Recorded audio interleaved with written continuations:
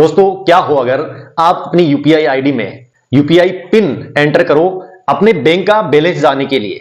UPI pin enter करते ही आपके bank से पैसे कट जाए।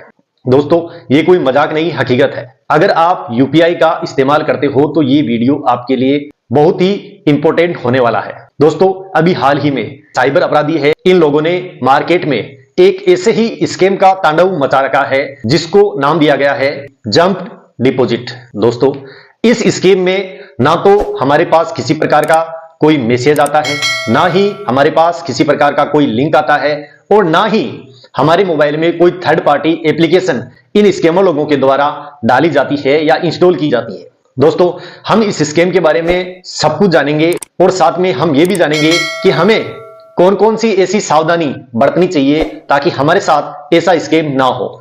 दोस्तों साइबर ठग पहले क्या करते थे, एक फेक मैसेज जैसा कि हमें जब कोई पैसा भेजता है और एक टेक्स्ट मैसेज के रूप में प्राप्त होता है, जैसे आपको स्क्रीन पे दिख रहा होगा ऐसा मैसेज एक फेक बनाकर स्कैमर लोग हमारे पास भेजते थे और बोलते थे कॉल करके कि भैया जी यार हमारी गलती हो गई कि हम किसी और को पेमेंट डाल रहे थे या और किसी को यूपीआई पेमेंट कर रहे थे, गलती से आपके पास चला गया।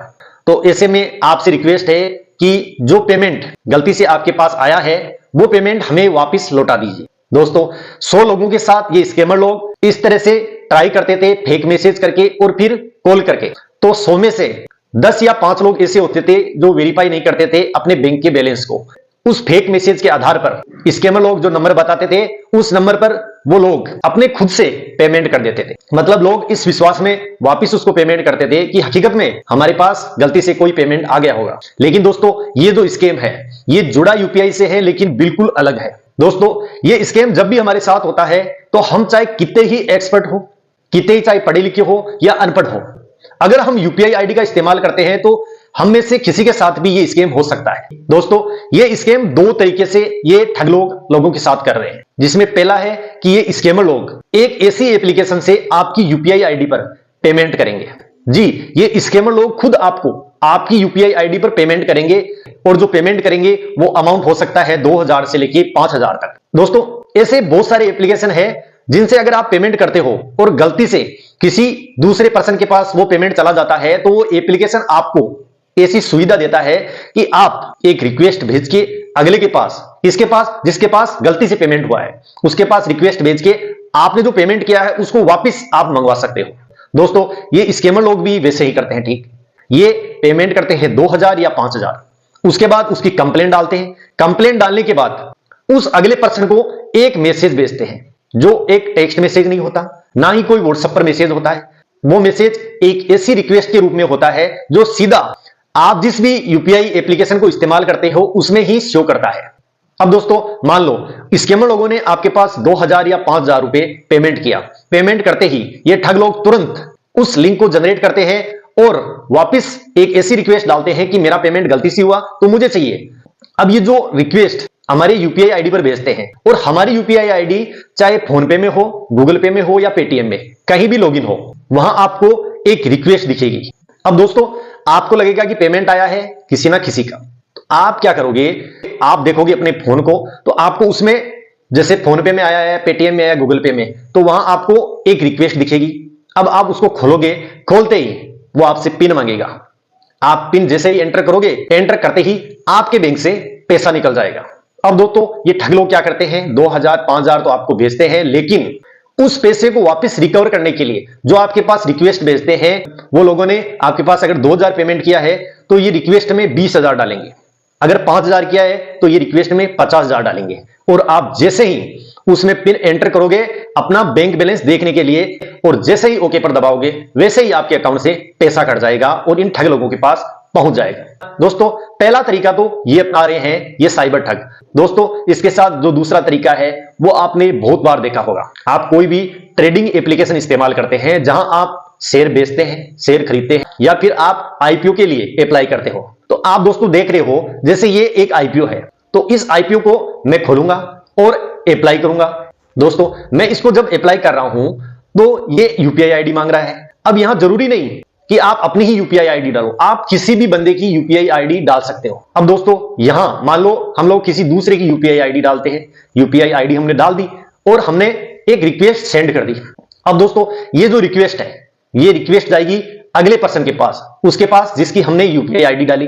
तो वो रिक्वेस्ट है जो, वो डायरेक्ट उस यूपीआई एप्लीकेशन में ही खुलेगी जहां वो यूपीआई आईडी अभी हाल ही में काम कर रही है, वर्क कर रही है। दोस्तों वहां ये खुलेगी, तो वहां खुलते ही उस पर क्लिक करना है। क्लिक करते ही वहां नीचे पेमेंट दिखेगा और आप यूपीआई पिन डालोगे, ओके करोगे, तो आपके बैंक से पैसा कट जाएगा। अब ये आईपीओ वाले मामले में पैसा कटता नहीं है, बैंक ब्लॉक करती है। पैसा तब कटता है जब कोई आईपीओ आपको अलॉट होता है। लेकिन दोस्तों सेम इसी तरीके से ये ठग लोग ऐसे क्लोन एप्लीकेशन बना रहे हैं और बनाने के बाद लोगों को इसी तरह से रिक्वेस्ट भेज रहे हैं अलग अलग यूपीआई आईडीज पर। और लोग जब इन स्कैमर लोगों के द्वारा भेजी गई उस रिक्वेस्ट को अपने मोबाइल की डिस्प्ले पर देखते हैं तो डायरेक्ट खुलता है वो एप्लीकेशन जहां लोगों की यूपीआई आईडी लॉगिन होती है। दोस्तों लोग वहां ज्यादा ध्यान नहीं देते और अपना जो पिन है, यूपीआई पिन है, उसको एंटर कर देते हैं। एंटर करते ही लोगों के बैंक से पैसे कट जाते हैं। दोस्तों ये जो ठग लोग या ये साइबर अपराधी जो लोगों के साथ स्कैम करने के लिए ऐसे एप्लीकेशन रन कर रहे हैं, उन एप्लीकेशन में खास ये भी है कि ये ठग लोग जब भी किसी का यूपीआई आईडी अपने उस प्रोग्राम में डाल के किसी व्यक्ति को रिक्वेस्ट भेजते हैं तो ये पहले से पेमेंट सब डाल देते हैं कि कितना क्या पेमेंट अगले से ठगना है। अब अगला व्यक्ति जिसके पास रिक्वेस्ट आ रही है वो डायरेक्ट अपने उस एप्लीकेशन को खोलता है क्योंकि उसको दिख रहा है डिस्प्ले पे।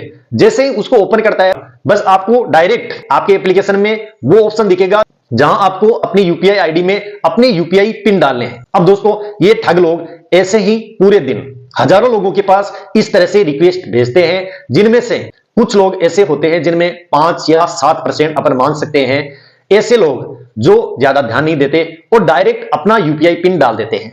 यूपीआई पिन डालते ही उनके बैंक से पैसा कट जाता है क्योंकि जितनी भी प्रोसेसिंग करनी थी इन ठग लोगों को वो ये अपने सिस्टम पर कर चुके, ये अपने उस प्रोग्राम पे कर चुके।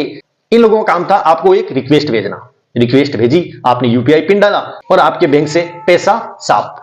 दोस्तों आपको विशेष रूप से ध्यान रखना है कि कभी भी अगर आपको किसी अनजान व्यक्ति से कोई पैसे प्राप्त होते हैं जिसकी आपको कोई जानकारी नहीं है तो आपको ध्यान रखना है कम से कम 30 मिनट तक आपको अपने यूपीआई एप्लीकेशन का इस्तेमाल करना ही नहीं। अगर आपके पास किसी भी प्रकार की कोई ऐसी रिक्वेस्ट आती है और आप गलती से उसको ओपन कर लेते हो और आप डायरेक्ट पहुंचते हो यूपीआई पिन वाले पेज पर, तो आपको कभी भी अपने जो सही यूपीआई पिन है वो नहीं डालने। आप उसमें गलत यूपीआई पिन डालिए। गलत यूपीआई पिन आप डालोगे तो इन ठग लोगों के द्वारा जो आपको रिक्वेस्ट भेजी गई थी वो रिक्वेस्ट वहीं कैंसिल हो जाएगी, आगे वो रिक्वेस्ट काम नहीं करेगी। तो आपके साथ ऐसी ठगी ना हो उससे अच्छा है कि आप हमेशा बैंक से संबंधित कोई भी लेन देन हो, यूपीआई से संबंधित कोई भी पेमेंट आपको करना हो तो आप 10 बार वेरीफाई कीजिए, उसके बाद ही अपने यूपीआई पिन का इस्तेमाल कीजिए। तो दोस्तों इस वीडियो में बस इतना ही, बाकी हम फिर मिलेंगे किसी नई टॉपिक के साथ। तब तक जय हिंद, जय भारत।